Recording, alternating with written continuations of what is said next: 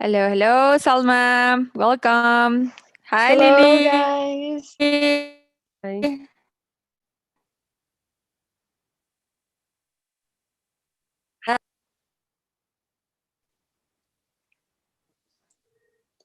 Nervous, but well, let's see.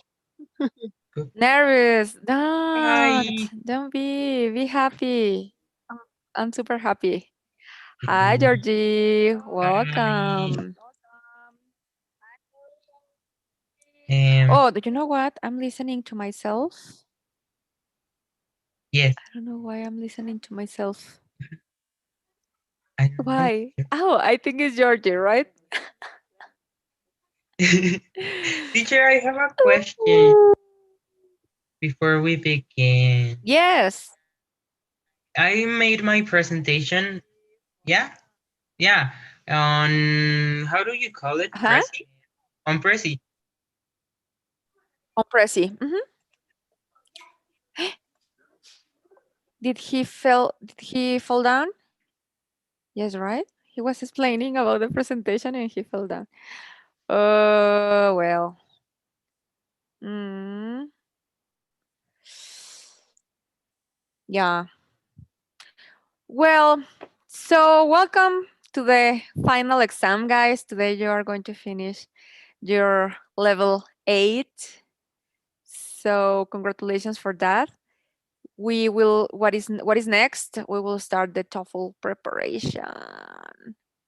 The idea is to have the the Hi, to I'm to back. get the hi Hi. So, to get the TOEFL certification. So that we will talk about that later. Right now, we are going to see the order.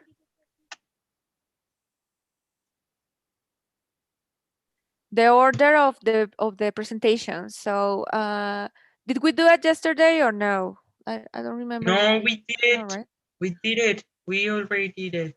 I Oh, think. we did it. Perfect. So Yeah, Salma was going to be the first. yeah, she said that she would like to be the first, right? Yep. Ooh, how exciting. So let's start. So let me write the order. One is Salma. And number two, I guess, is Georgie, right? No, man. No. I think it Brian. was Number Brian. two is Brian. Three, Georgie. Sure. Yeah. Number four is Lily. And number five, Citlali. Yes? Yeah. Perfect. So exciting. So the idea, I would like, guys, that you if it's possible to share your screen, that will be the best because you are going to have control on your presentation. So if you can do that, it will be the best idea. But if you can't, I can help you. Just send your presentation on WhatsApp, and I can Yeah. help you with that. But let's try to share a screen. So our first student is going to be Salma. Salma, what is going to be your topic? It's bullying teacher. Bullying. Very good. Yes. Okay, I'm going to try to share my screen, okay? perfect.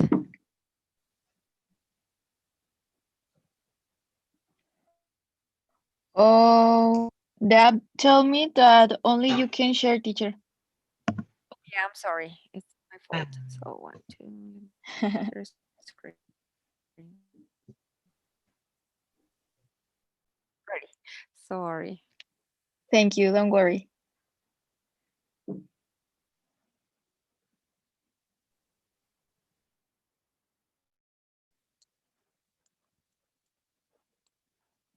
Okay. Can you watch? Yes, we can see your presentation now. Okay. Thank you. Okay. Hello, guys. My name is Alma, and I'm going to talk about bullying. I'm going to tell you a story. A boy entered a new school for classes. He wore glasses. A classmate from his classroom began to give him offensive nicknames. Other classmates began to do the same. They said phrases that made the child feel bad just for wearing glasses. The teacher knew about the situation and she did nothing to stop him. The boy was afraid to tell his parents about him because he didn't want to give them trouble. One day, the jokes that only include nicknames ended, and the physical attacks on the child began.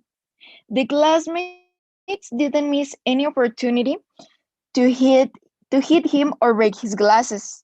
The boy never said anything, but he grew up with many psychological problems caused by the bullying they did to him. Now I ask you, what is wrong with wearing glasses? I'm sorry. It is normal. Many of us currently have problems with our eyes, but this is not relevant.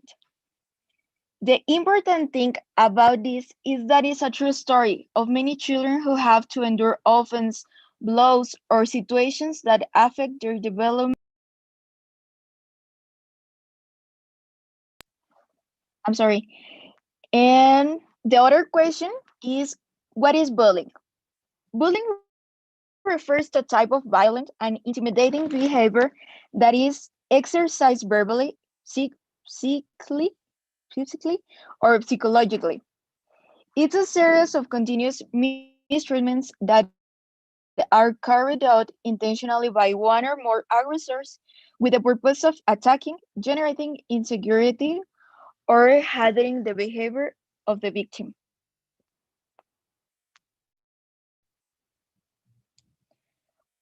Bullying incidents generally involve three different roles: initiators or bullies, targets of victims, and bystanders. The initiators or bullies are people who bully others, often do so to gain status and recognition from their peers. Their bullying behavior is reinforced when they intimidate their targets and when the peer group colludes by not challenging the initiator or reporting the bullying to staff. Bullying can be rewarding, increasing the initiator's social status while lowering the social status of their target. The culture of a school will strongly influence the extent to which this occurs. The targets or victims are people of all ages, can be at relatively greater risk of being bullied for a whole host of reasons, including being unassertive or withdrawn. For example, isolated students with low self-esteem, physical appearance, differing from the majority culture of a school in terms of ethnicity, cultural or religious background, sexual orientation, gender identified, or socioeconomic status, having a disability, special education needs, or mental health issues. Academic achievement, being perceived as a high or low achiever, having recently transitioned into a school, through natural progression through schools, changing to a new school because of behavioral issues at the previous school, or moving to the area from another city or country. The bystanders are people who witness bullying. They can be powerful influences. How to react can either encourage or inhibit those who bully others. There are four main types of bystanders. 1. Followers don't initiate but take an active role in the bullying behavior. 2. Supporters or reinforcers don't actively attack the target but give positive feedback to the initiator, providing an audience by laughing and making other encouraging gestures. 3. Defenders dislike the bullying and try to help the target by intervening, getting teach support, or providing direct support to the target. And 4. Outsiders stay away, don't take in sides with anyone or become actively involved, but allow the bullying to continue by their silent approval. Bystanders can play a number of different roles, helping students who are bullying and actively joining in, encouraging or showing approval to the students who are bullying, doing nothing or being passive, defending or supporting the students who is being bullied by intervening, getting help or comforting them. Bystanders who take no action or behave in ways that give silent approval, watching, nodding, turning a blind eye, encourage the bullying behavior to continue. Teaching bystanders to respond appropriately by discouraging, intervening, or reporting bullying can be an effective way to limit and prevent bullying. Types of bullying. Researchers who study bullying have discovered that there is much more to bullying than meets the eyes. For instance, many people once believed that bullying only consists of physical bullying and name calling. But there are actually six types of bullying, including everything from excluding and gossiping about people to making fun of their race or religion. Not all bullies are the same. Each has a different style and uses different tactics to intimidate and control their victims. For instance, some kids that bully are very sly about how they attack their target, while others are downright mean. The number one is physical bullying. Physical bullying is the most obvious form of bullying. It occurs when kids use physical actions to gain power and control over their targets. Physical bullies tend to be bigger, stronger, and more aggressive than their peers. Examples of physical bullying include kicking, hitting, punching, slapping, shoving, and other physical attacks. Unlike other forms of bullying, physical bullying is the easiest to identify. As a result, it is most likely what people think of when they think of bullying. Additionally, it has historically received more attention from schools than other more subtle forms of bullying. The number two is verbal bullying. Perpetrators of verbal bullying use words, statements, and name calling to gain power and control over a target. Typically, verbal bullies will use relentless insults to belittle, demean, and hurt another person. They choose their targets based on the way they look, act, or behave. And verbal bullying is often very difficult to identify because attacks almost always occur when adults aren't around. As a result, it's often one person's words against another's. Additionally, many adults feel that things kids say don't impact others significantly.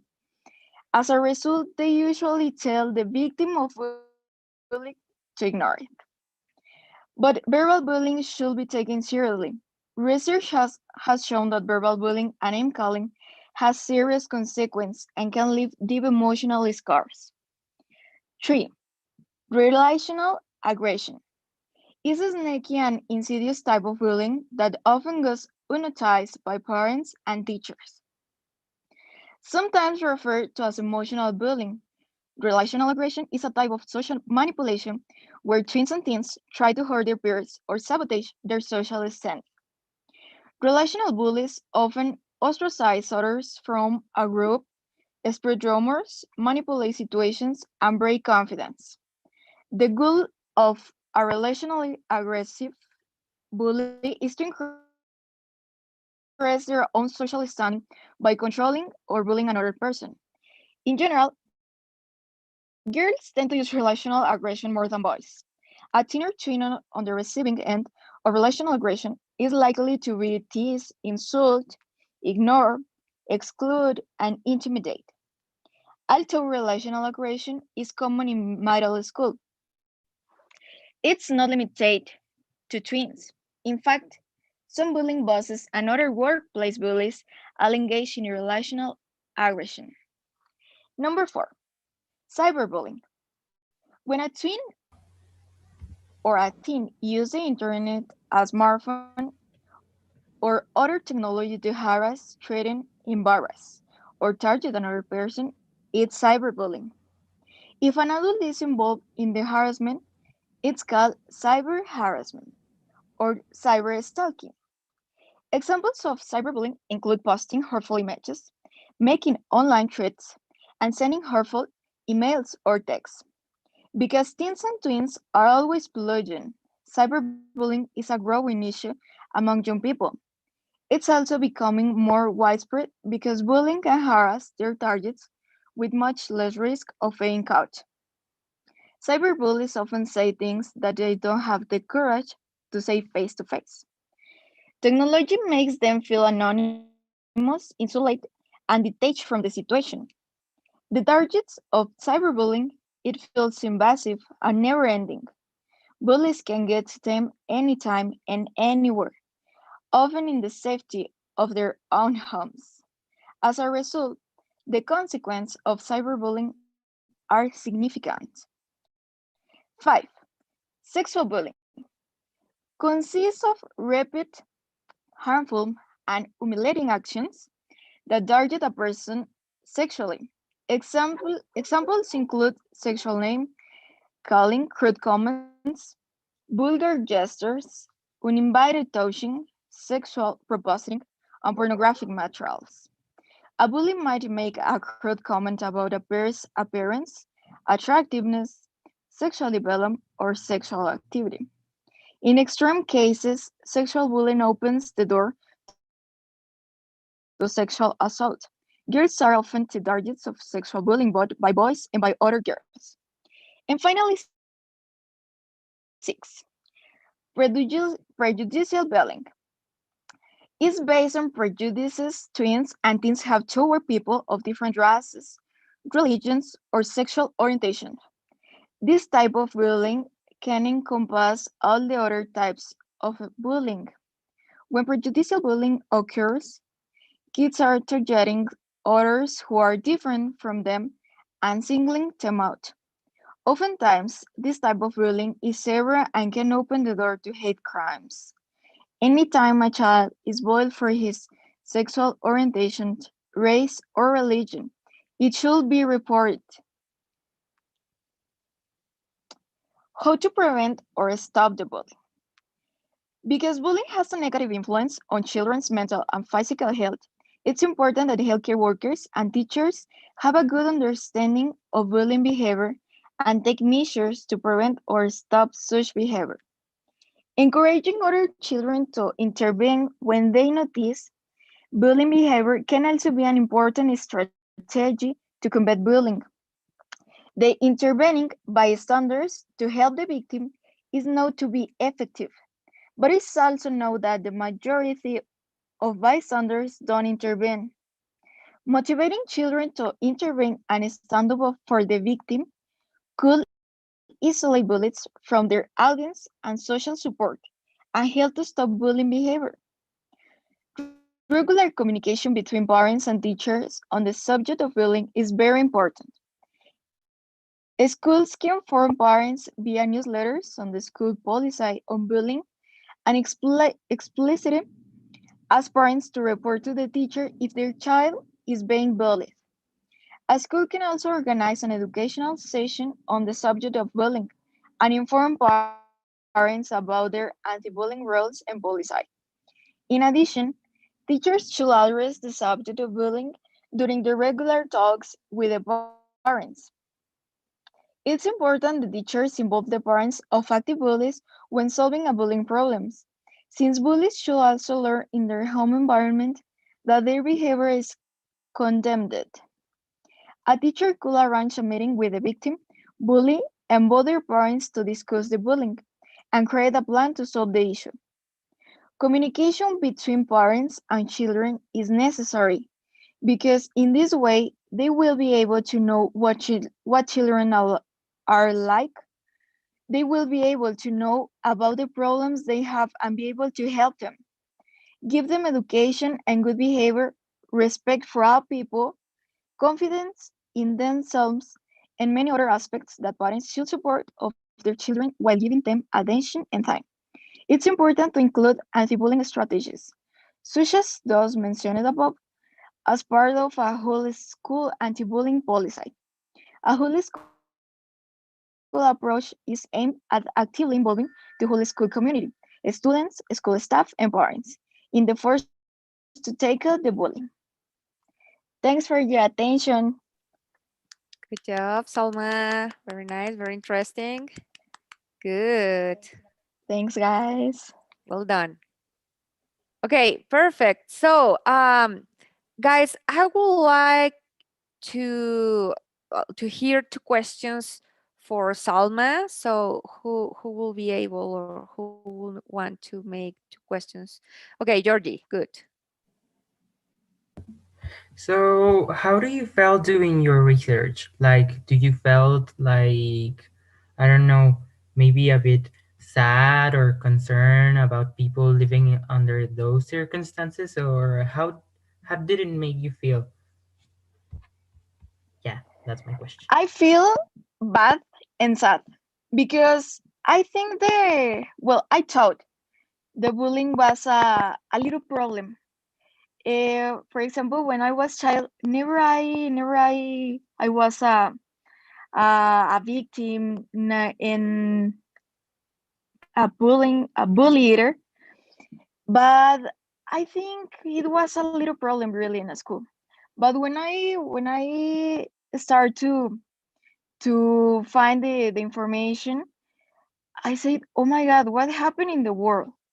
Because a lot of kids have a lot of problems in the school, and the bullying is a trouble that can end the life of the people. And never I think I thought about it. And after the research, I think it has a big problem, and we need to stop. We need to stop it. We need to give a good education to our children, and I think we need to act about it. Very good. Thank you. So, I would like to hear one more question for Salma, please. Me teacher. Ryan. Yeah. Salma, do you know that the problem is by the students or by the parents? What do you think? Oh my God, this is a good question.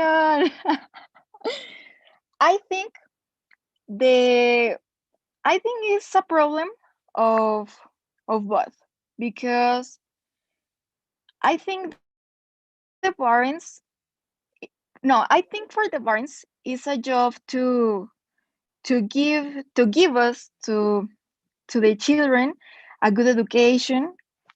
Uh, I told you I told you in the last question of Georgie, and I think it's our job to give the children the values, to increase the education, because the kids go to the school and learn the subjects, and sometimes the teachers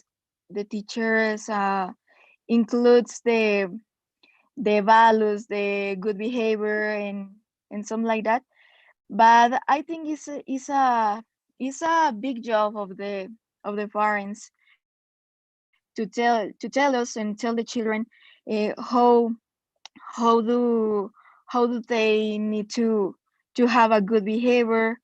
And I think is I think the parents need to put attention on the children, and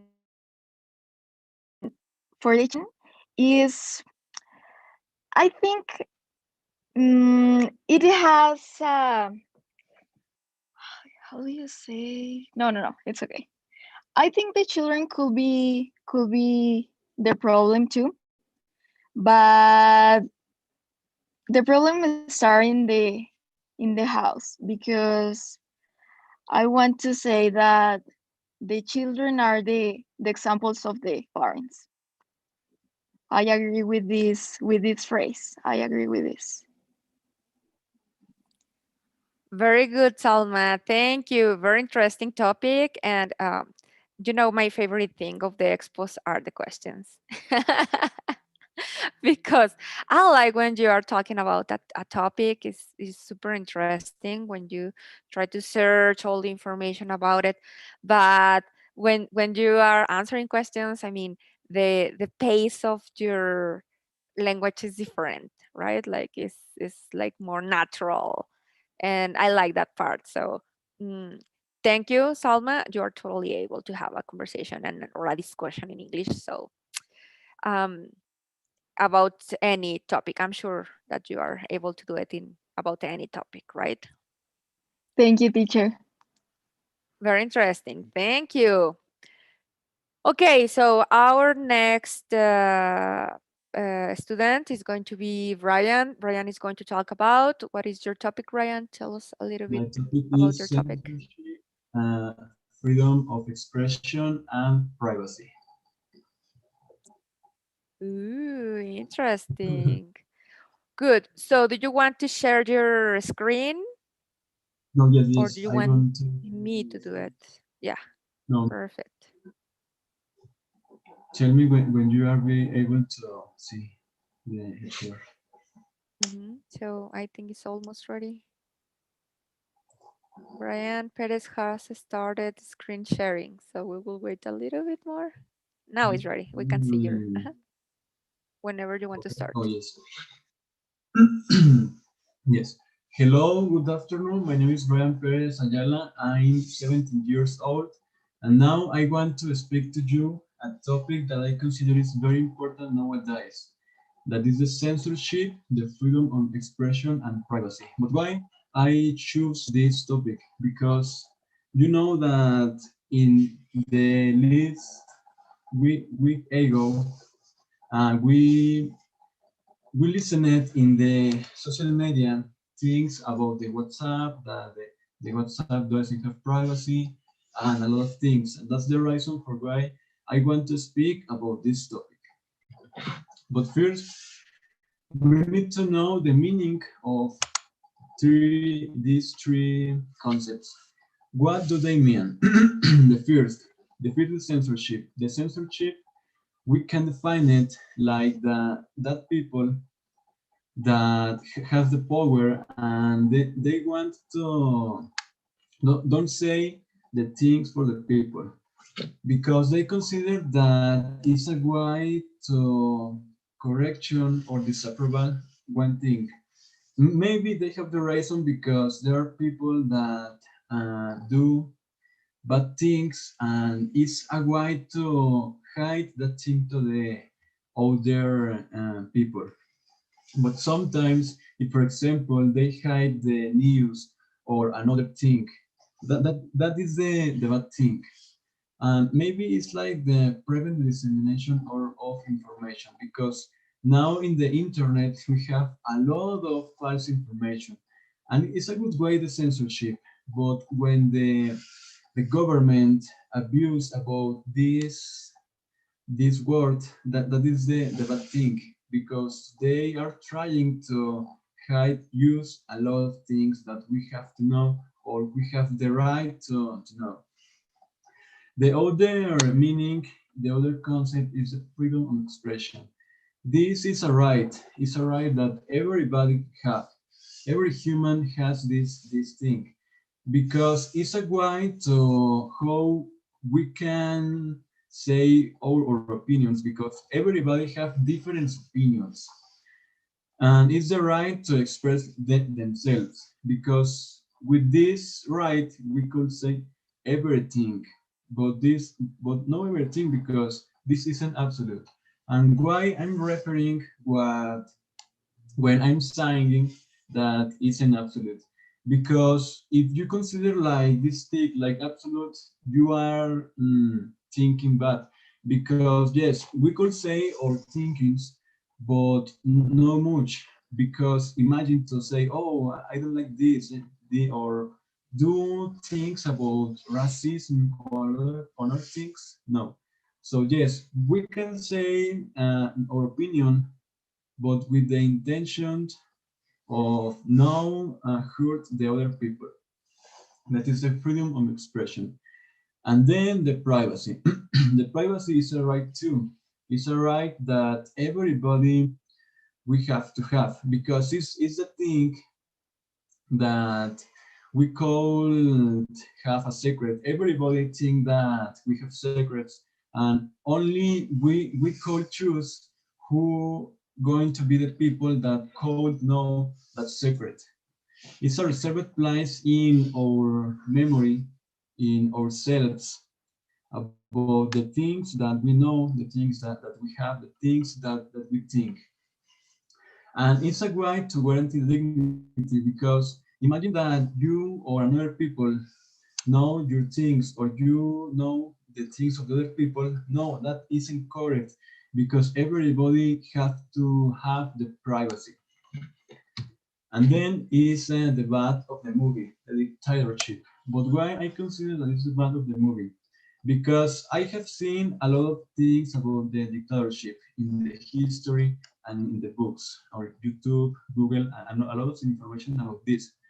But why? Because the dictatorship is when a government is armed with violence, with power, and with a lot of bad things that do to the other people, in a way to hit the freedom of expression. Because if you are living in a dictatorship government, they not let you have your freedom of expression. Because if you speak bad things about this government, or another things that they don't want, they could say, hey, you can do it. You can do it. I'm going to torture you on maybe murder. For example, in these three pictures is the thing that happened in Argentina, 1976. In that time, Argentina was in a dictatorship, and they had their news agency. And for example, if other people told and knew that the government isn't agree, they say, hey, no, you need to don't say this thing, or your company going to be uh, isn't agree about that thing. That's the truth. So now North Korea is considered in all the world, in all the countries, like the most censored country. But why? Because Kim Jong-un, since 2011, he has been the leader supreme in this country. They have the constitution, and in the constitution say, we have the freedom of expression, but that isn't false. That is false, that isn't true, because they don't have that thing.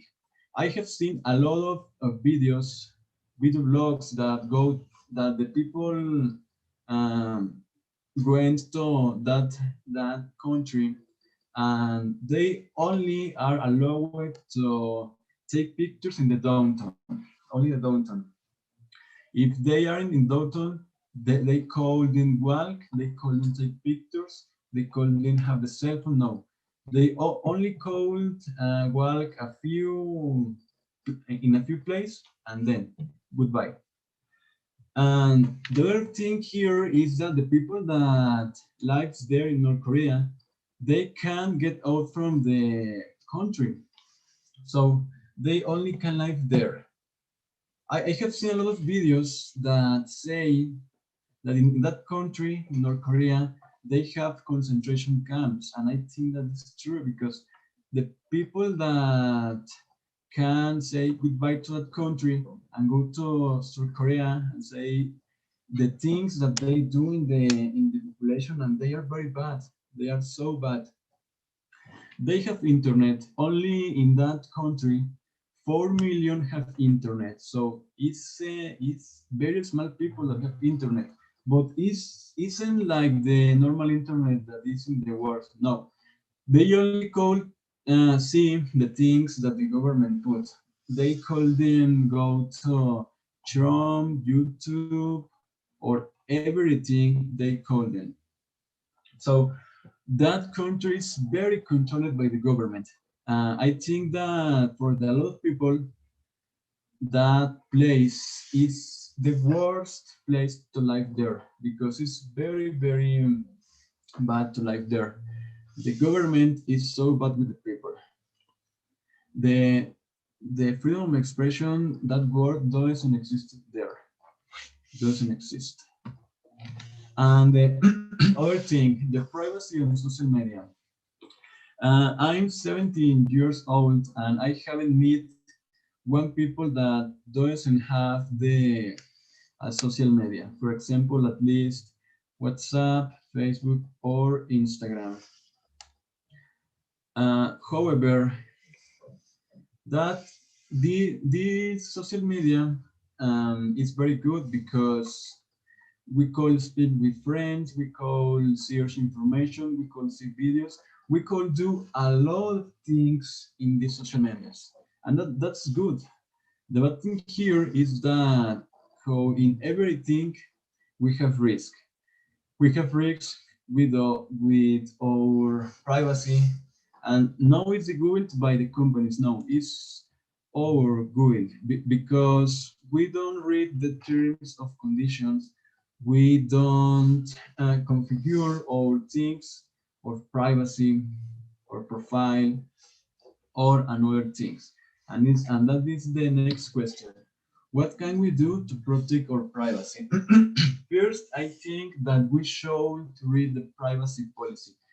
Because when you create Facebook, Gmail, WhatsApp, or another social media, below say, I agree with the privacy of policy, and we don't read that thing. No, we only accept, we only create the account, and yes, but no, we need to read what are the things that we are accepting, that we are agreeing about that. And then is when you create your profile, you need to go to the settings and see what are the things that you are agree in that social media.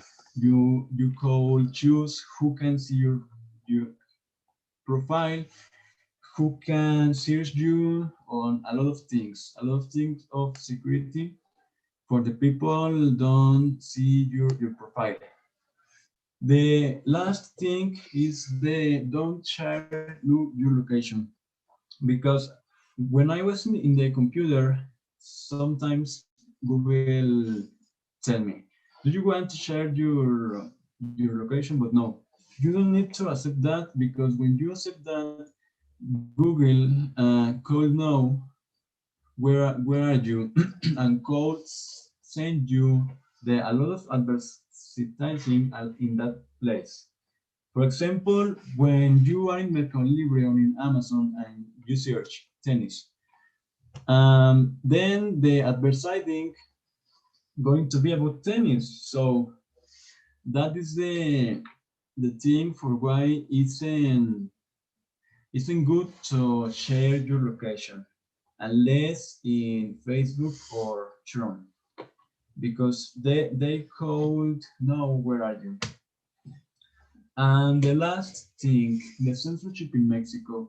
I think that this concept in Mexico is very well known, because the censorship here is always present. I think that we used to know about this thing. Two cases that are important, that are popular, are the case the Julio Scherer against Echeverria. Julio Scherer was the director of Excelsior, a company of news, and Echeverria was the president. Scherer uh, told some bad things about the government of Echeverria, and Echeverria get annoyed. That is the reason for he did the thing called Code to Excelsior, a thing that consisted in massive withdrawal of newspaper advertisers. So the people that is in the power, like Echeverria in that time, he had the power to do a massive withdrawal of newspaper advertisers. So that is the censorship. That thing isn't a freedom of expression. The other thing is the case of Carmen Aristegui against Felipe Calderón. I think look that was almost similar like the Scherer against Echevarria. because in this case, Carmen Aristegui, uh, in that time she worked in NBA's news, and she did bad things about the government of Felipe Calderon, that things were true, and Calderon get annoyed like Echevarria, the same thing. And with his contacts, he achieved that Carmen Aristegui was dismissal from MBS.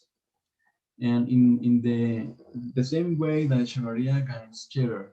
So that is the problem here in Mexico. No, in Mexico, no. In all the world, because with censorship is almost like half a dictatorship, because the government that is in the power or the people that is in the power could control the things that we see.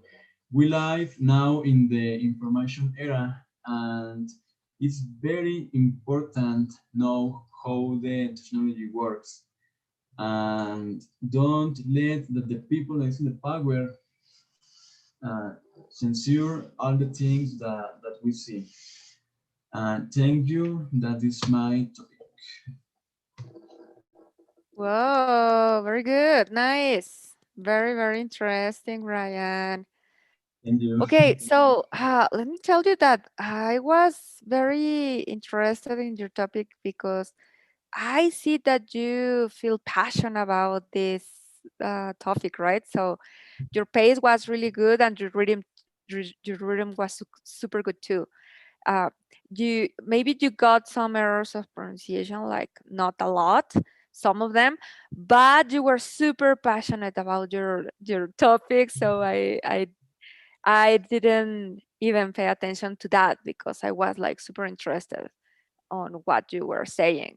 And that is the point, guys. That is the point, like to be super interested in what you are saying. And not only that, but make to the people to be interested in what you are saying. So I think that's the goal of this kind of exercises. And yeah, totally accomplished. Very interesting. Congratulations for that, Brian. Thank you. Now the same. I would like you guys to make two questions about the topic of Ryan. Who wants to make the first question? Citlali, cool. Okay. Okay. Do you think having excess freedom of expression will be a problem? To have the freedom of expression or what? Have excess of freedom of expression? Oh, yes, yes, yes, yes. Yes, I think that yes, because it's the thing that I say. When the freedom of expression is absolute, or no, it's an absolute, because if the people had a lot of freedom of expression, they could have the advantage. They could say a lot of things that are bad. O sea, for that people it's good, but for the other people it's bad because he has the freedom of expression, but all the people couldn't don't think like that people. That is the reason for why it's good to have a lot of freedom of expression, because there are a lot of different opinions. Okay. Thank you, Ryan. And one more question. Does somebody wants to make one more question? Me, teacher. Brian, what do you think about the government of North Korea? No, for me it's very bad. No, I think that for the a lot of people, because maybe the people that lives there, they don't know what is happening in the other countries, because they only see the news about that country. And I have seen YouTube videos on Google that the government lies a lot. So they say to their people, we are the country that is the best in the world. And other countries are bad. We are the best, but no. So it's a dictatorship I think that the worst dictatorship in the history, because he has been in a lot of years in the power, and all the people that lives there, they don't know that they are in a dictatorship because they never have get gotten out about that country. For me, it's very bad to live there. It's the one of the worst countries in the world for me. Okay. Thank you, Brian. Thank you, Salma. Perfect. Thank you. Very nice. Very interesting topic, Brian. Cool. So, our next student is gonna be Georgie. Hi, Georgie. Hi And everyone. your topic is So I had a different topic, but while I was doing my research, my light is a bit weird. Sorry about that. But the thing is, I was starting to do my research, and then I realized about something, and this is how I introduce you to my topic. Yay. okay. I was doing my research, and I realized how much people get immortalized in the Mm-hmm. public eye once they're dead. So people just gotta kind of in their minds they are forever alive because they they're still there. If you search information about them, if you buy something that they did, or just look for them, you are going to find them, and they're always going to be there. So that's how I got the idea of my new topic. Now, let me share you what is going to be my topic of today, you guys. All right. Perfect. So yeah. Mm-hmm. I don't know if you're seeing what I'm seeing. Please, somebody tell me. Yeah. Fame, immortality. Yeah. Yeah. So that's how I choose to name it, because while I was doing my sort of research, I didn't found like a name for it, so I wanted to be creative and I give it a name, and that's how I choose to call it, Feign Immortality. So I have two cases of this happening, and the first one is going to be Marilyn Monroe. Yikes! So here it is, Marilyn Monroe. Marilyn Monroe. I think we almost everyone like know who she is, and like have a basic idea of like what she was doing, what was her life like. And like, yeah, if you ask someone, they're going to tell you, she's a famous actress from the 50s. Yeah. And we have all this image of a beautiful young lady who was very successful very quickly and had a tragic ending. That's what we know. And then you go to sort of like what people remember of her personality, of her persona.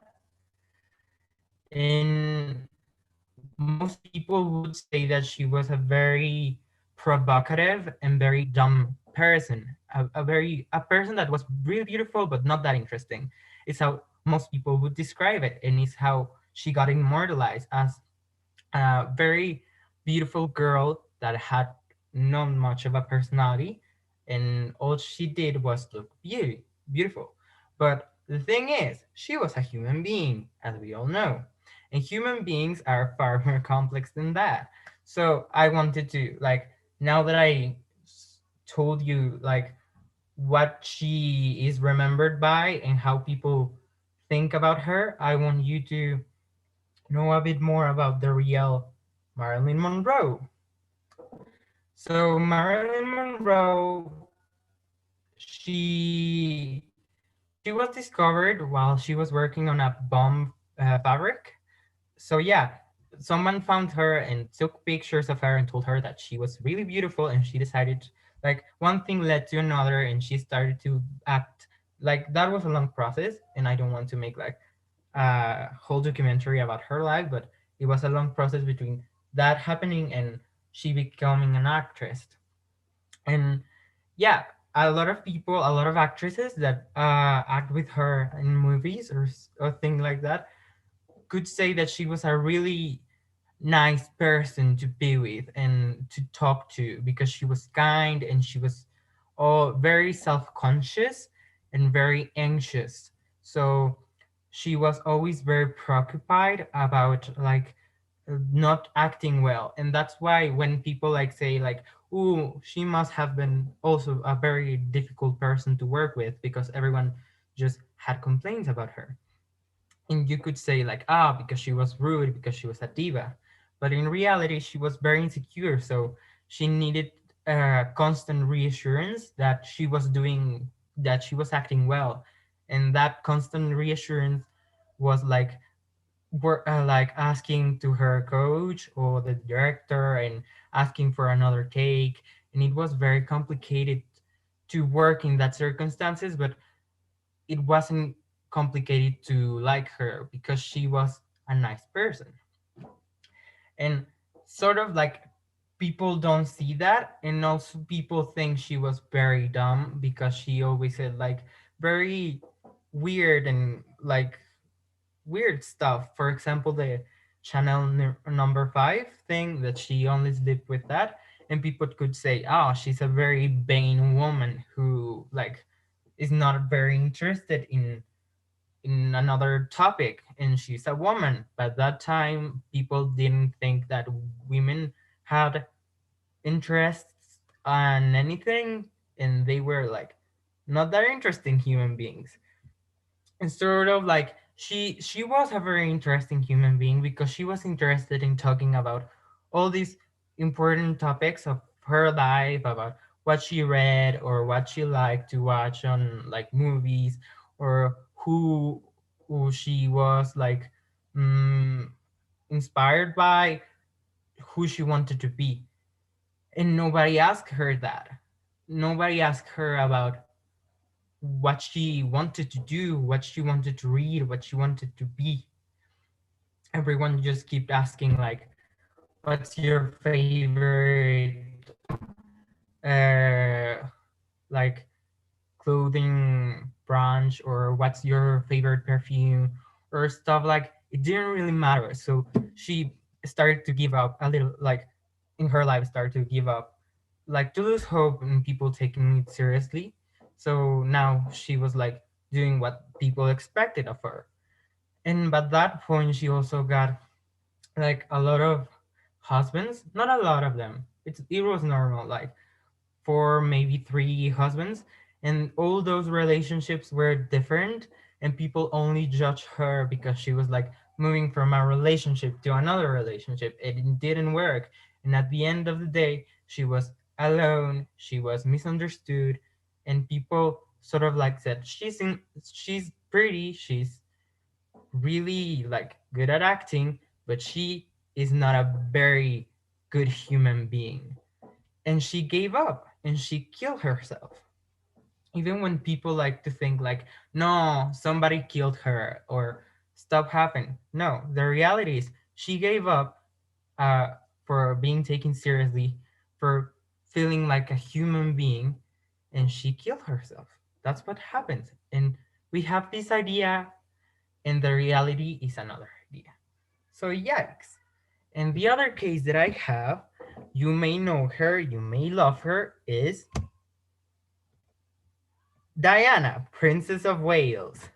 Yay! Personally, my favorite. But yeah, we all know who Diana was. She was an icon, and she was everything at some point in the 90s and 80s. She was everything. Everyone wanted to be her. Everyone wanted to act like her. Everyone wanted just to be like her, exactly like her.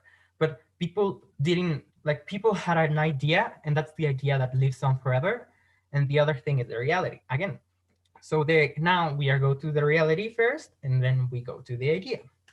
The reality is Diana, first of all, got married with a really, really old man for her age, because I think she got married by maybe 19, 20 years old with a 30-year-old man. So that's worrying because like a huge like age gap, and nobody was seeing that because everyone was just so concentrated and, oh, she's going to be a princess and she's so beautiful. And nobody saw that she was a teenager and she was getting married with a grown man. And then she starts to like have problems in her marriage, and nobody saw that at first. Nobody saw that she was very unhappy in that marriage. A lot of bad things happened in that marriage. She was getting cheated on. She cheated on her husband, so she is not like innocent. She did the same thing, but nobody remembers that. Everyone just sees her as the victim. And I'm not saying that she's a bad human being for doing that, but she's not that incredibly good human being either, because at the end of the day she did the same thing that was happening to her. Just people don't remember that. But she was also very nice with people. She loved to be with people, with like sick people or children or everyone that was like somebody else, like from the public. She loved the attention. She loved to care about them. She loved to help people. She loved to make charity work, and she loved it just to help and to be not like the other royals. And so people frame her like the perfect princess because she's not this very stiff, very unrelatable character. She's a very alive, very likable young woman that everyone is like in love with. If so now you see how everyone just sees her as the perfect princess. And she was a remarkable human being. She helped people. She, with all her privilege, she wanted to help and she wanted to do something else. But we didn't see at first that she was suffering so much on her own marriage and on her royal family. Like she had a lot of well, she had just one eating disorder, but it was like a whole thing. She always had conflict with the other royal family because she was always like framed as the good person, and everyone else was just like over there, and everyone was sort of jealous of her, and she was getting all the attention. For example, there was one like parliament opening night, and so the queen had to attend, and she had to say like some words and all of that because it was parliament. And instead of everyone talking about the queen, everyone noticed that Diana like changed her hair, and that was the news. Nobody talked about parliament. Everyone talked about Diana's hair. And everyone in the royal family was like, what? Why hair? And it's just little things like that, that she was remarkable and everyone saw that, but no one see that other people didn't like her as much and wanted to really damage her like mental state. So yeah, she's not that far from the idea that we have, but we sort of forget those little details that she suffered a lot in that marriage, and that she got through it, and she, by the end of her life, sadly, because we all know she died in an accident. Because that's the other thing, like everyone wants to think like, oh, she, after getting out of that horrible marriage, she was happy, she was finally living her dream, was being free. But nobody see that even though she was free and she was happy, she was also having a lot of trouble with Prince Charles, because he didn't want to let her keep her title as Princess Royal. So she had to renounce that. She also had a huge problem with paparazzi, and that's something that people don't realize, because everyone was just like, well, we want to see pictures of the princess, and nobody like realized that she basically had no privacy and had no place to be alone, because all the time they were hundreds of paparazzi being very aggressive in the way they were like wanted to get pictures. And that was the thing that finally doomed her, because everyone wanted to see her, everyone like paid a lot to see her, to have photos of her. And by the end of her life, she was on a car and she had a car accident because she was followed by paparazzi. And people like to think that the public wasn't responsible indirectly of that accident. People like to think that, for example, the queen did it, or was something weird, something sketchy was happening there. But the reality is that the public ultimately killed her, and we were her downfall. And everyone just sees the good and the bright side, but nobody likes to see that the public ruined her life by the end of it. So, yikes. And finally, I want to close out this thing because I think I'm like doing a lot of time. I want to end with a song that I that I know. No, but it's like just a phrase. It's not mine. It's from a girl named Marina Diomedes. And yeah, it disappeared. I don't know why. Sorry about that. Well, there is it. Ah, let me show it like this way. It's going to be easier because it keeps disappearing, and I don't like that. Well, You can sing it if you want. Um, what? Sorry, teacher. You can sing it if I'm you a bit want. lost. No, I don't want to sing it, teacher. I just want to show you the little phrase. Okay, okay. Yeah, the phrase is by, well, it's a verse from a song that's called Immortal by Marina Diomedes. And it says, like, no, I don't want to be afraid, afraid to die, die, die. I just want to be able to say that I have lived my life. Oh, all the things that humans do to leave behind a little proof, but the only thing that doesn't die is love, love, love, love. And that's just how I wanted to close this thing. It was a way lamer than I wanted to be, but yeah, that's it. Thank you, you guys, and yeah, that's all I have. Okay. Nice. Good. Very pretty. Well done. Good, Georgie. How do I stop this? Yeah, I don't know. You just yeah. perfect. Thank you. Awesome. So yes, it was. You know that your pace, your rhythm, your accent is super, super, super good. And yeah, the topic is, I guess this is something that you love, like, because you most of the time you choose that kind of topics, right? Like to talk about a celebrity or uh, about something interesting of, about celebrities. And wow, you know a lot about them, right? Like Yeah, yeah, what? you investigated a lot about them, and it's really interesting because I didn't know a lot of information about these two important celebrities.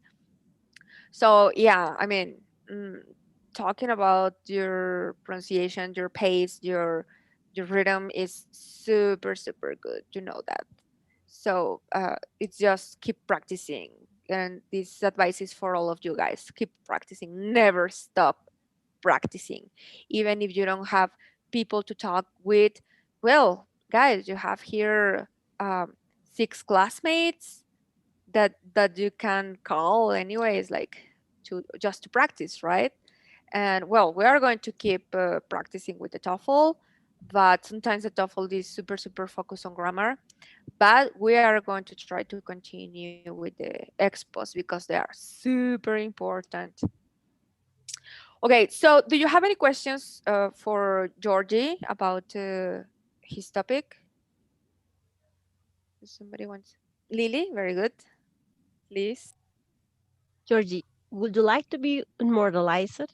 And if it is a yes, how would you like to be immortalized? Wow, that was deep. I like your questions. Yeah, I think I do. At some point, I do. Everyone does. Like, no one wants to die completely, to be forgotten forever of existence. Nobody wants that. But I don't know. I think I do want it, but I feel like I want to be remembered, but I think I don't get to choose how I'm going to be remembered. I think that by doing what I do, by being how I am, people should decide and should like remember me as my actions, not as how I tell them I want to be remembered. I don't know if I'm explaining myself. But yeah, thank you for the question. Yeah, super good question, Lily. Very interesting. Yeah, super deep, right? Like Yeah. suddenly you're like, do I want to be remembered? Everybody wants to be remembered, but what are you doing right now? Right? That's the question. I know. Cool. So, does somebody else want to make a question to Georgie about fame and immortality? Me, teacher. Okay, Ryan, please. Do you believe that the Princess Diana was murdered? Of course not. I just told you that that didn't happen. People really like to hate on the queen because she's not very like she's not Diana basically. So people like to say, "Oh, she's defending Charles. She's defending her family." Bleh. But that's not true. It was paparazzi because nobody is really aware how much of a problem for not only like royals, for every celebrity, paparazzi is like a huge problem and it's very dangerous sometimes. So yikes. I don't think she was killed. Yeah. Thank Thank you you. for the question. Cool. Guys, have you ever watched this series on Netflix called The Crown?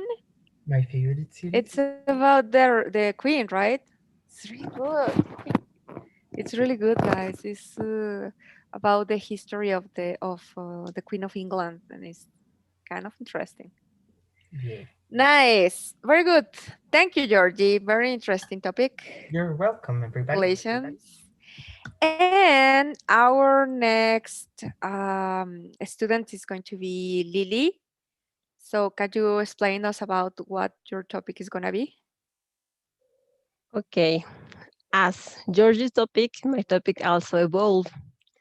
At first, I was going to tell you about why to study science, but it changed in something else. So let's see how does this, what does we get from that?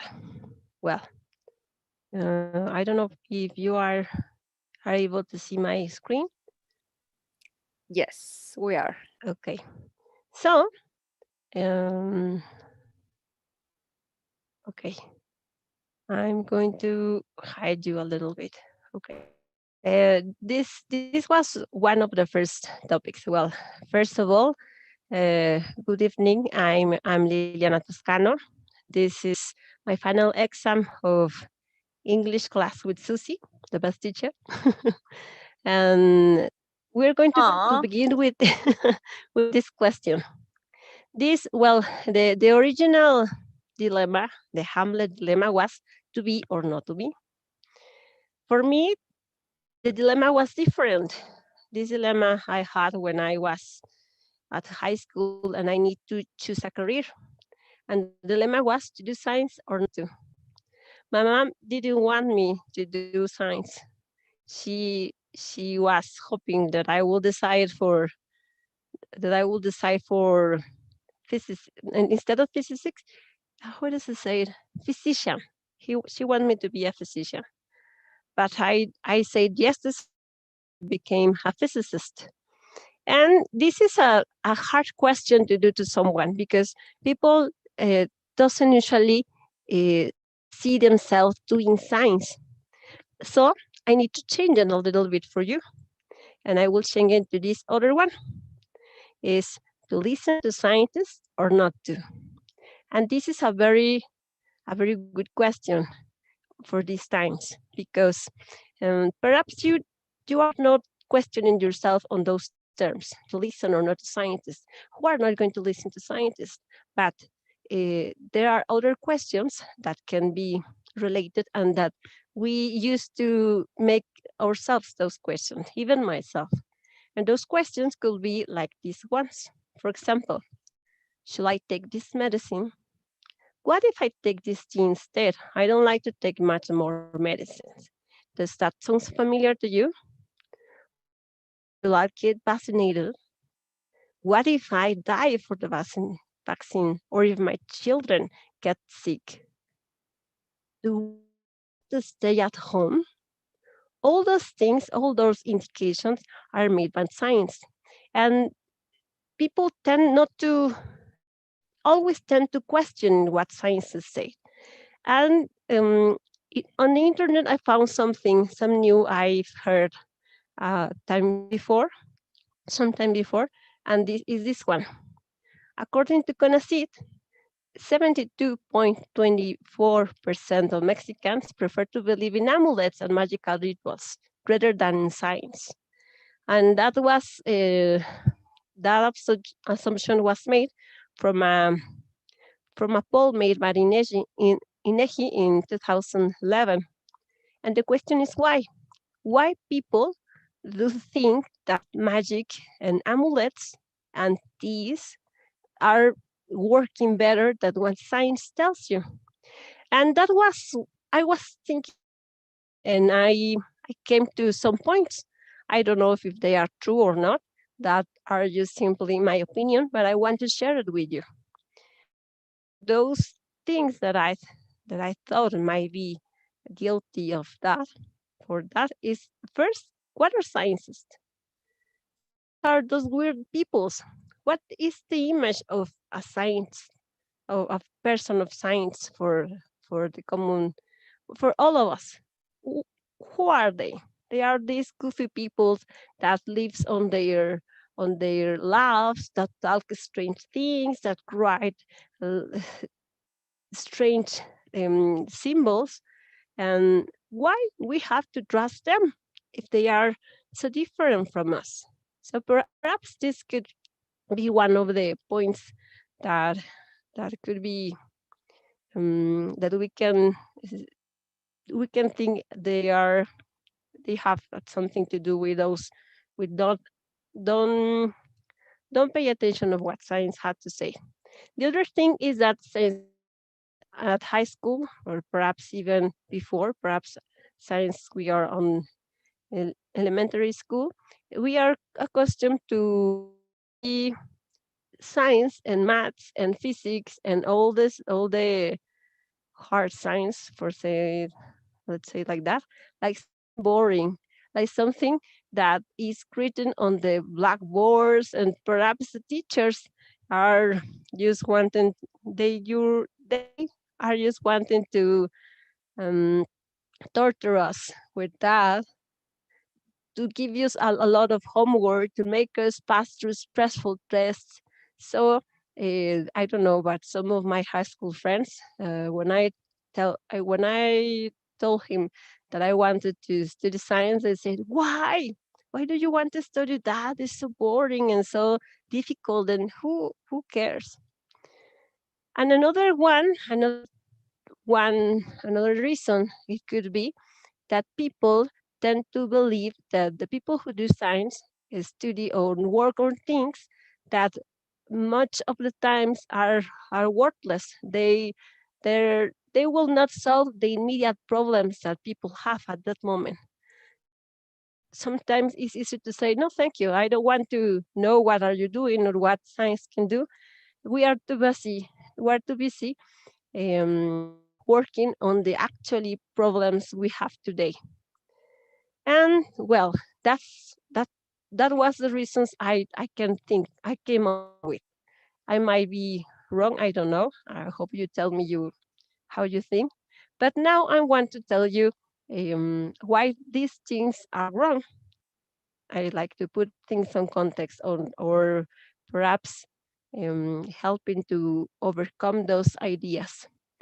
And the first thing I want to say is that scientists are not madmen on labs. Yes, sometimes scientists like to put fancy clothes and get a hairdo to pose for a nice picture. And here in this photo, there are many of the greatest scientists of the 19th century. But they're not the only scientists. Scientists are common people like you and me. So in this photo, this is a photo I took with my friends in one park, and all of them are scientists of very much different, a lot of branches of science, and they are people just like every one of us. They are approachable, and they know a lot of the things they study. So scientists are just like us. We need to know that. And no matter what people think that the scientists do, uh, what they do, what we try to do, is we try to answer questions. And to answer questions, we have to study a lot. We have to dig ourselves into a lot of research and try to find a lot of information of a certain topic which is sometimes unknown, solve something. And that's what we do. So for that reason, we almost all the time we are studying. We are studying almost all the time. But well, I'm not boring you much. I will follow. And well, science is not only that. Science is made scientists, but not only that. Science also is beautiful, and science also is elegant. Uses a language, a really sophisticated language called maths. Mathematics is really beautiful and can help you to understand nature uh, in a way. I don't know. I don't think that common language, for example, Spanish, English, could describe nature as math can do. Science can also be fun, of course, if you have the how do you say that? If you have the caution, the necessary cautions, science can be really fun. Science can right now is our most valuable weapon against COVID, and all that because of science. Science can also let us dream big and get us to places really far away here. Science can make our dreams come true. It's not going to be easy, but and science is also in every home. Science is everywhere, and the sons of science could be the applications are even in your kitchen. For example, in here, this is a common, it's thin foil, and I'm sure everyone have one of those on their kitchen. Do you know how those was produced for the first time? This was, I told you, the son of one experiment in physics.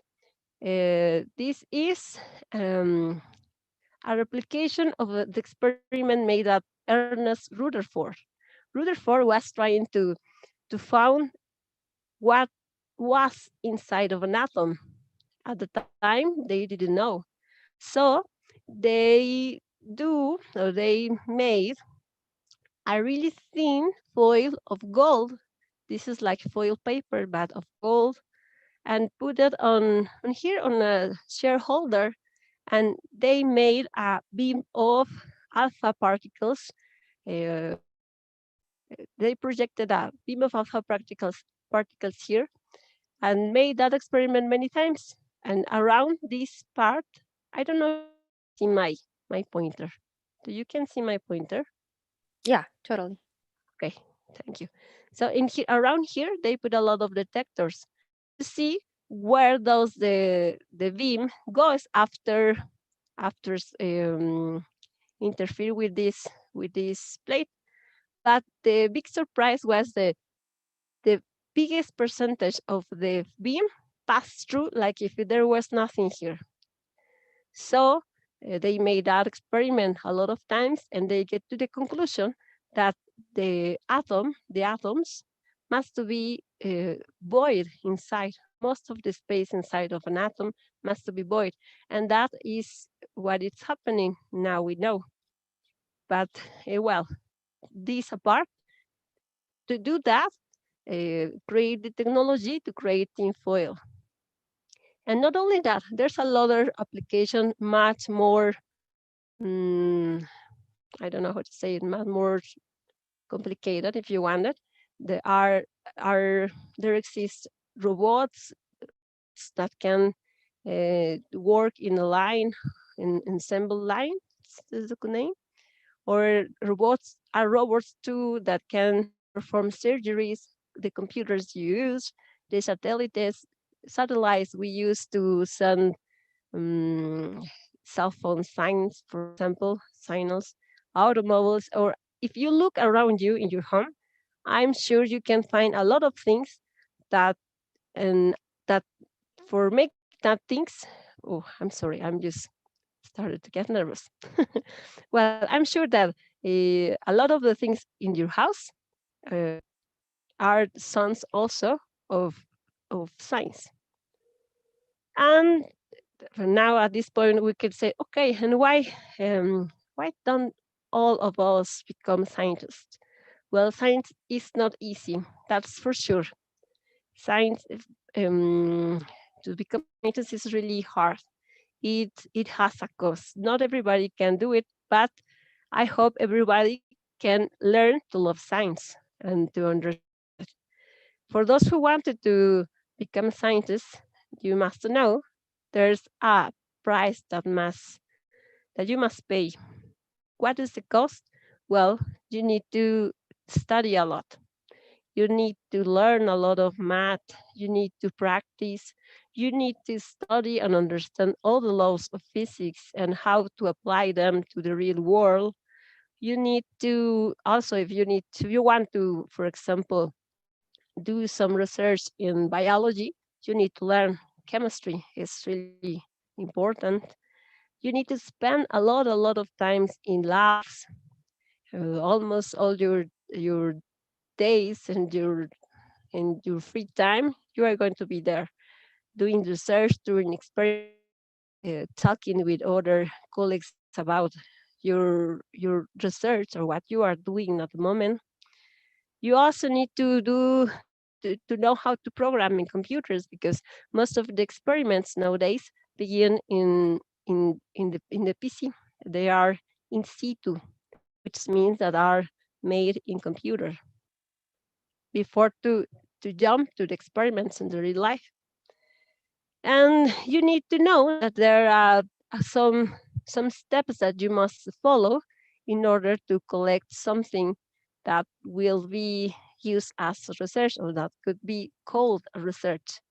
You need to find a problem, an important problem, and you need to identify the things that you, you care about it, the things you can measure. And once you have identified once that you have identified what do you want to study, you need to design experiment. You need to design steps that allows you to collect information. And I'm assure you, you are going to find a lot of information to collect, and that amount sometimes is a lot of information.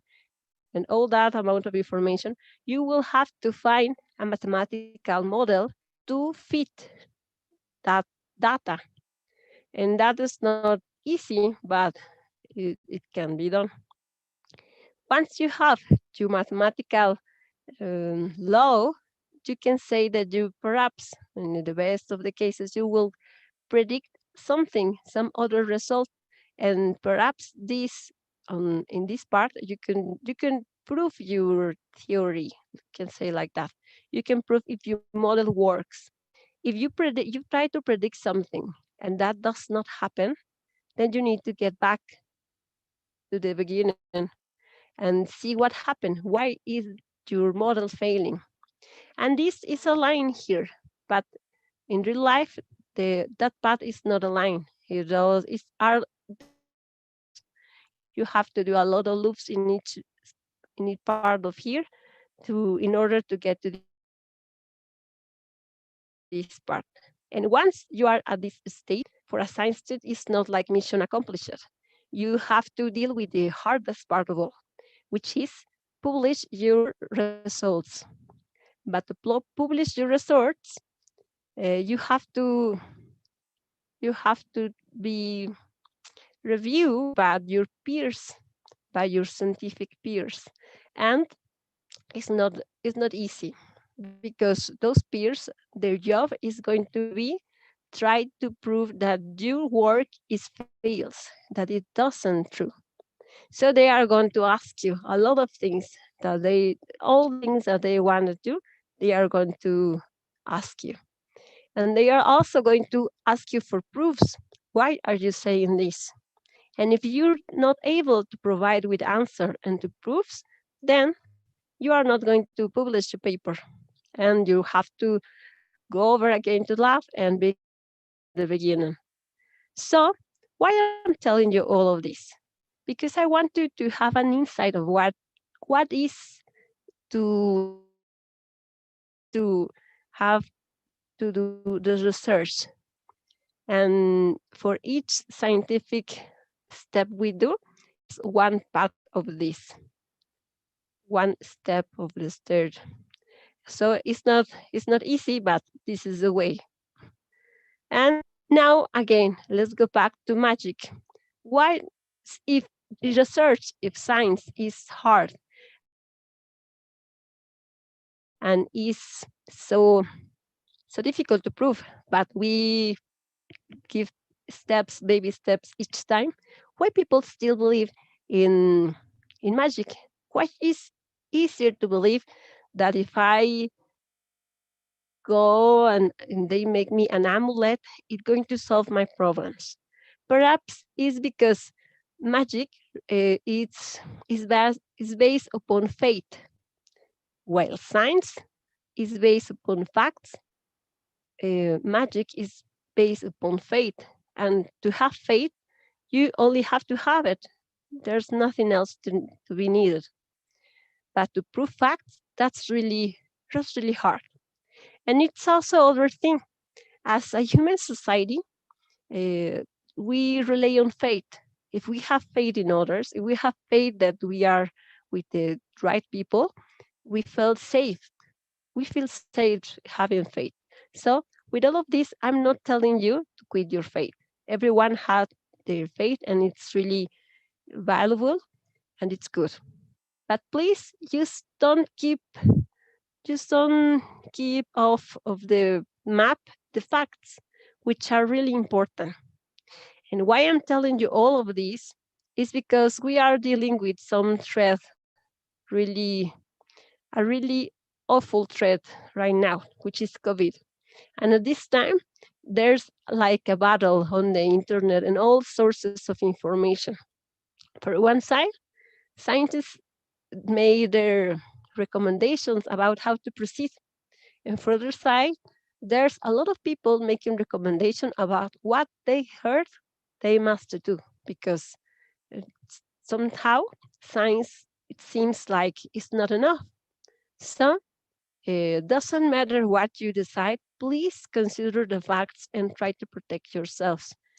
Take care of yourselves, and hopefully we will see you soon in in life. Please keep safe and well. Thank you very much. Wow, Lily, so inspiring. Wow, well done. Love it. Very, very pretty, Lily. Pretty, seriously. Wow. So, guys, do you have well, I have to tell you first. Love it. This is a TED Talk, totally. This is a TED Talk. I love it, Lily. It's super inspiring. It was super informative. Like, I'm super sure that all your classes at the Poly are awesome. I would like you to be my teacher. You are great. Wow. Like seriously, I love it because it's super deep, super interesting. It's awesome. I love this is a TED Talk. Seriously, it is ready to the TED Talks page because you should to do something like that. It's so inspiring for the young people. So amazing, love it. And well, the same. I would like the kids to see if they have any questions for you. So, guys, do you have any questions? Can you please stop Sorry, sharing sorry, in sorry. order to see all the kids? Yeah, Yeah, perfect. yeah. Thank you. I have a Georgie, question. perfect. Yeah. Yes, So, please. what what do you think is the most like important thing that one could do with science to other people, like to affect their personal lives, not like in a big scale, but in a smaller scale? Yeah. I'm not sure that I get the question. What is the what? So sorry. How can you impact other people's lives in a smaller scale? Not, for example, like doing a vaccine. I mean, in a personal kind of way. Yeah. Well, science is a change your mind, change the way you see things. So if you perhaps you are not going to become a scientist because something through this thing that is hard and it's true. It's sometimes frustrating, but it's like that.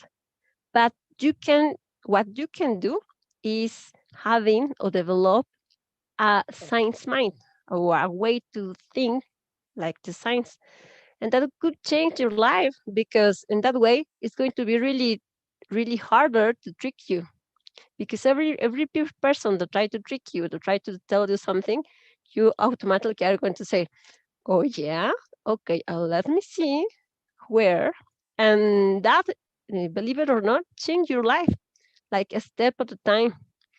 If we, I don't know, it's a little utopic, I think, but if we live in a society which cannot be tricked, perhaps we could be better society. I don't know. Very good. Thank you. So, one more question, guys. Somebody wants to raise their hand, guys? Do you want to be a scientist? Does somebody want to be a scientist, guys? No, it sounds like a lot of work. But it's fun. Oh, You love it. It becomes uh, fun. It's like solving a puzzle all the days. yeah.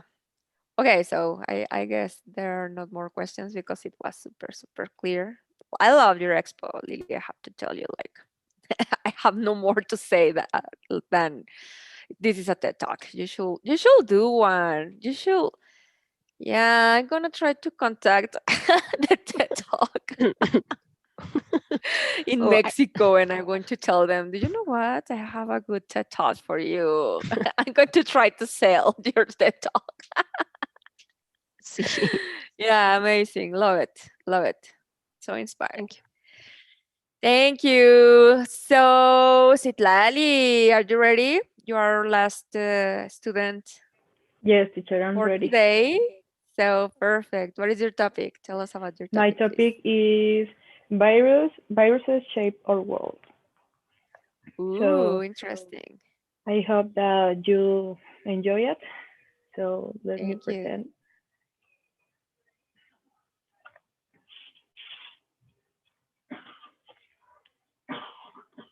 Okay, you can see it. Yes. Well, the humans think in themselves like the top predators of this world. Hence the silence of the saber-tooth tiger and the absence of the New Zealand moth. But currently, the SARS-CoV-2 turned our world upside down and show us how the people can end up as a prey too. Viruses have caused a lot of litany in modern pandemics, from the COVID-19 to the HIV/AIDS and the influenza outbreaks in the 1918, which killed more people than the World War I. Well, now let's imagine planet Earth without viruses. We wave at one and all they disappear. The rabies is gone, the polio is gone, the gruesomely and lethal Ebola are gone. The mumps virus and the different types or influenzas are gone. Nobody suffers more for the chickenpox, hepatitis, or even the common cold. And of course, the nefarious COVID-19 are gone. All the viruses that the science know disappear in a blink, just like that. That sounds amazing, right? Sounds like the paradise in the earth. But the truth is that this scenario is more equivocal than you think. The fact is that we live in a world of viruses. Check this. Only the oceans contain more viral particles than the stars in the observable universe. And a lot of mammals may carry nearly of 320,000 different species of viruses in their bodies. Well, and beyond the big numbers are big consequences. Many of these viruses bring adaptive benefits to life on Earth, including the human life. There's two lines of DNA that originated from the viruses and now resides inside the genes of the humans and cell primates. Thanks to these viruses, the pregnancy is possible in the mammals. There's viral DNA nestled among the genes of the terrestrial animals that help package and store memories. And the science says that the 10% of our DNA is made up of a virus remains. But after all this information, a virus is a parasite, right? Yes, a virus is a parasite. And it's an infectious agent 100 times smaller than a cell. They even can infect bacteria, mushrooms, plants, trees, and any kind of living beings. The viruses are not alive. They are only infected particles. Why? Because they don't have a known ancestor, and they don't have the same cells like the living beings have. The structure of the virus is very simple. They have an envelope, and inside of the envelope, they have a nucleus or a capsid. And inside of the nucleus, they have a genome. In this reside the RNA or the protein. This defines the characteristics of the virus. And in the envelope, they have the glycoproteins. The type of the glycoproteins depends on the type of the virus.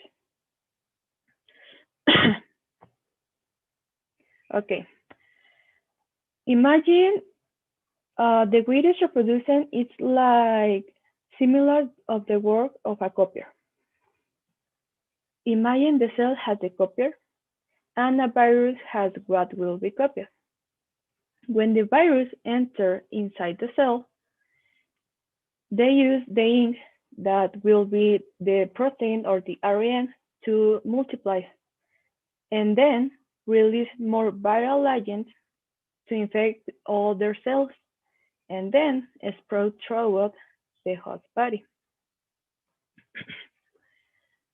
Okay, after all this, a virus is a parasite, yes, but sometimes this parasitism is more like symbiosis, mutual dependence that profits both visitor and host.